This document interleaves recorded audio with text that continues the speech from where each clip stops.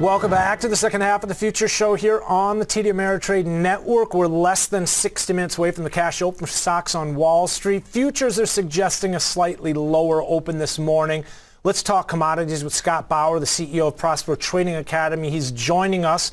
Scott, welcome. Good to have you with us this Tuesday morning. Energies, thanks to you, Scott. Energy is still at the top of the list as far as focal points for investors and traders this morning. Getting a lift, crude back up to the 104 area amidst concerns that we could see more sanctions to come as the EU and the U.S. are considering possible more sanctions on Russia. Absolutely. And you know, if you're going to be a trader in the commodity market right now, this is a mess. When I say it's a mess, the commodity space from crude to grains to metals, it is trading just on headline news, Ben, almost minute by minute. So if you're going to be active in this marketplace here, you have got to have, the finger on the button, and you've got to be able to have stops set out there, because there is no clear-cut pattern right now. It certainly seems like, overall, commodity prices on the rise, and if anything, there's lots of tailwinds. But boy, oh boy, are we just getting headline news minute by minute that is just affecting everything, like I said, from oil to grains to metals. It has been providing, at the very least, an underlying bid, to say the least. And we're looking at it right now as we've touched off the 50-day moving average a couple times in crude oil. It's now $5 below where we are. Again, at 104, we're up about 1%. We're adding to that 4% move we saw yesterday. Scott, I'm not sure if you heard our conversation. I was just talking with JB about how, well, some of the worst case Putin scenarios haven't developed. And in many ways, it does seem like through transparency and, again, this kind of slow roll approach that the Fed has taken, investors, traders really seem to have accepted some of what's playing out here in terms of the Ukraine, and kind of taken a little bit more of a cautiously optimistic approach towards what we're seeing. The indices kind of rallying back, a strong move off the March lows. The again, worst case scenarios seem to be not the focal point, and a little bit of optimism tied to this recent run-up. And it's actually unbelievable, quite frankly. You and I have been in this business for a very long time. And, if you look at the macro overhang of everything going on in the world, from the U.S. economy to interest rates, inflation, obviously, the global uncertainty with what's going on with Russia and Ukraine, there is so much negativity out there, yet investors, they can't get enough of this marketplace. Yeah, we're looking at crude here right now, overlaid. The purple line is crude oil, the ES, the candles, again, the trend environment we've seen to the upside. And Scott, this is even with 35 million people in Shanghai on lockdown amidst some unknowns as far as demand there. You've got China, which is really yet to kind of pick a side here in terms of this Russia's war on Ukraine. I mean, China seems to be at this point kind of the, the unknown, kind of component in many ways. They certainly are. And from a political standpoint, and I'm not a political pundit or anything, I think you have to look at that and be very cautious about that, of what can come with that. But from a demand side of things, kind of.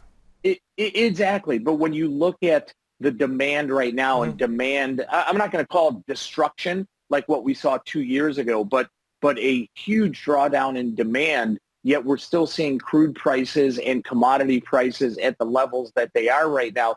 You just wonder, okay, when they open up, whether it's going to be in 2 weeks, 4 weeks, 6 weeks, 8 weeks, whatever that may be, when they open up, what's going to then happen to the rush for demand, the lack of supply, and where commodities are going to head at that point? We're looking at the international trade numbers that just came out here at the bottom of the hour. Not a market mover here, but I did want to get them posted. And if we could just take a look here, kind of to your point as far as what we've seen, look at beans recently, again, much like crude oil, testing the 50-day moving average and finding support at, holding near these upper levels. I mean, again, we've seen relatively elevated prices. Now, again, I was also talking a minute ago about the VIX, how it's come off quite a bit, a reflection of those worst case scenarios being somewhat shelved. And gold, for example, I mean, recently to within, I think it was $20 of an all-time high. It's pulled back significantly. Scott, finding comfort again around this 1930 level. It is. And you know what, Ben? Gold can't get out of its own way. Yeah. Lower today with yields being higher. And the market is really torn.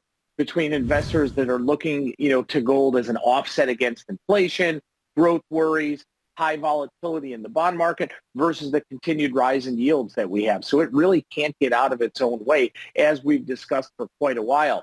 Switching back to beans that you were just talking about, if you look at beans, you look at wheat and, much of the grains, they're up pretty big this morning, and wheat is up almost 5% this morning. And that initial panic that we saw, from the last couple of weeks, that may be over for now, as we're seeing those prices about 20-25% off of those highs we saw last week. But these prices are still double what they were pre-pandemic. So, you said they're holding near some technical levels, 50-day moving averages.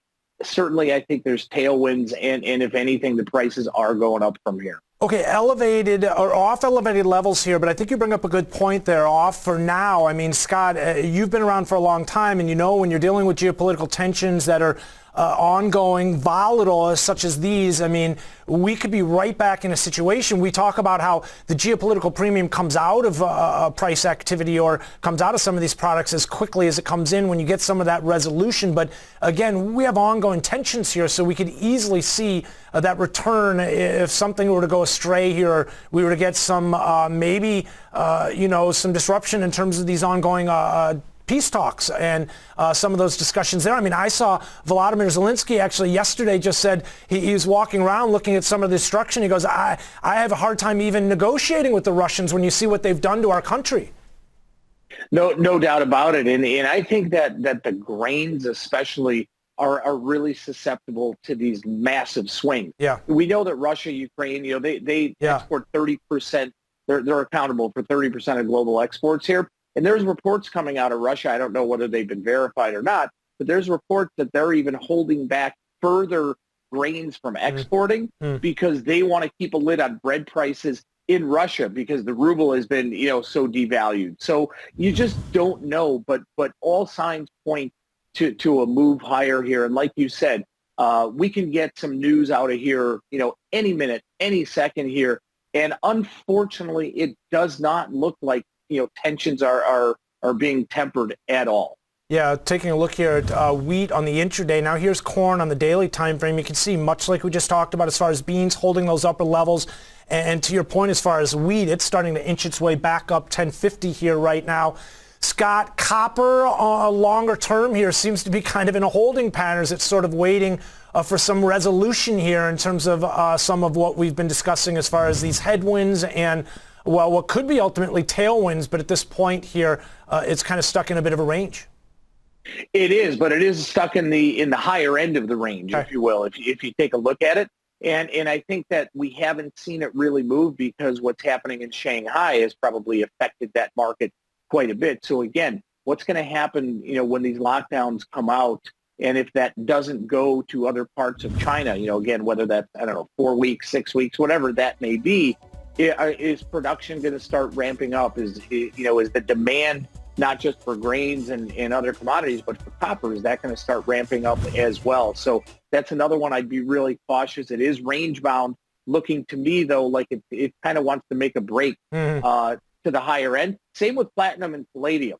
They're not quite as at the higher end of the range like copper is. They're kind of just a little bit very range bound here, but to me, looking like they may be a big break here one way or the other pretty soon. Scott, I really like that. In many ways, JB raised the idea that what happens if we can kind of walk back some of that 50 basis point rate hike discussion, ultimately back to a quarter. We could see, indices benefit from that. Ultimately, copper maybe could get a lift here. And as you did point out here, it has been holding near the upper range at 478, just off the all-time highs we saw up above $5 recently, just a few weeks ago. Scott, appreciate you joining us here. A great discussion talking commodities with the CEO of Prosper Trading Academy.